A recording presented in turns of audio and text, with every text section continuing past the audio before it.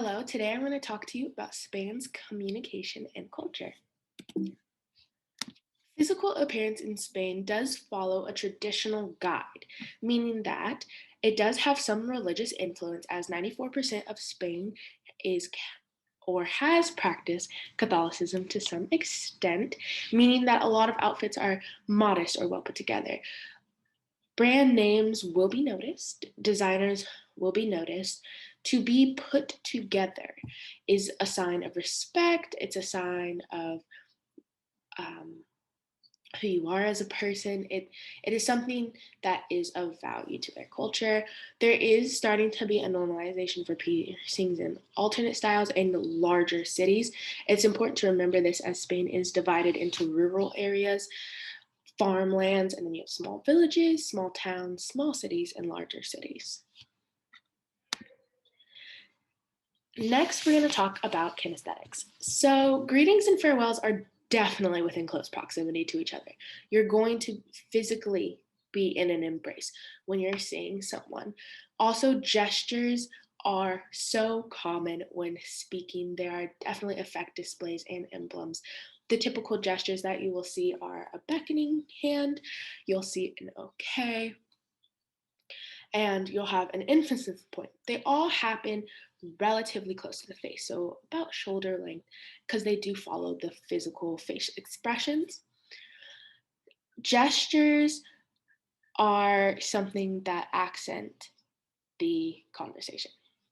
Environment and time. So, time is very loose.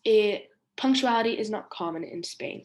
If you are having a meeting with a friend, a colleague, you say you're going out to lunch, you might want to ask, when do we really want to be there?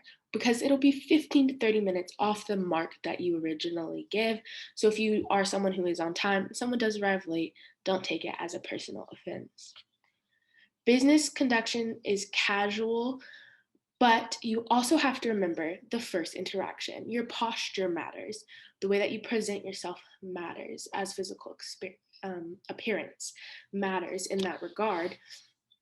But after that first introduction, say you're going into an office interview, you're going to have less formality in the office space, depending on where you are in the office, as it is compartmentalized based on the hierarchy of who works there.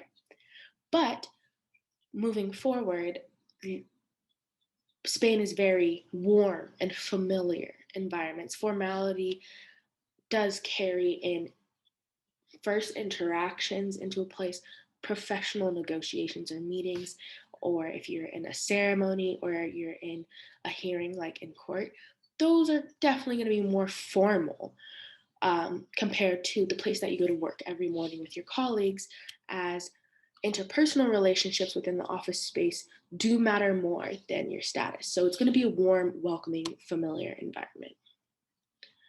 Face and eye behavior. Steady eye contact is something that is actually very important when you're having a conversation. It's just you are following the conversation, you are there with the person.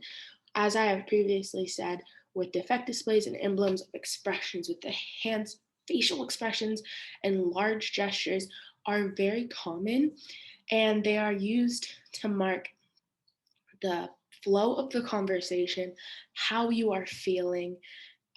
It is a good piece to get to know people because you want to have like a close relationship with someone, and it is normal along with vocal behavior.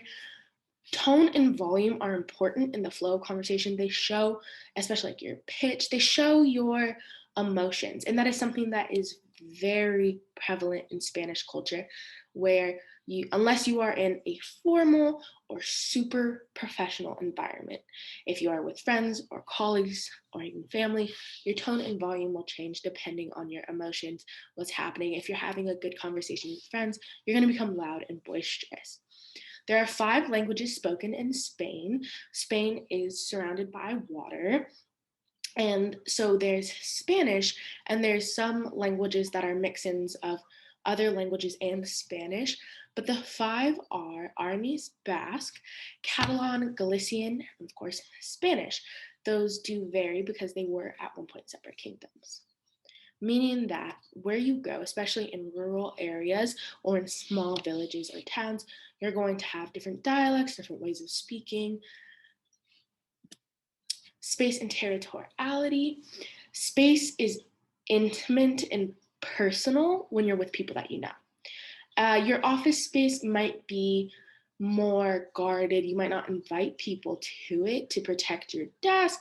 Um, but like common areas, very much personal space. You'll have social space when you go out to restaurants or bars to get tapas, of course, that 4 to 12-foot range, um, because you are having coffee and there's a table. However, with territoriality and environments such as the home, it is a close, personal, private space that not many people get to see, especially because with space and territoriality in the home, you have dinner is served late in the evening, 8:30 to 10. That's time with your family after you've been out all day, and family does supersede the business lifestyle. So if you are invited to someone's home, know that that is a formality. Decline the first time.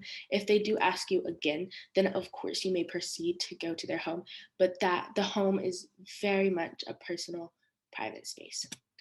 With haptics, Spain is a touchy feely, close country. You're going to have greeting and departure rituals of kisses on the cheek, cheek touches, or embraces. You're going to have friendship and warmth touches between men and women, men and men, and women, like a pat on the back, a shoulder, a handshake, of course. And women are typically more physically affectionate than men, although, again, with the person, with the familiarity, that does vary. Thank you for your time and attention, and I hope you have a good day.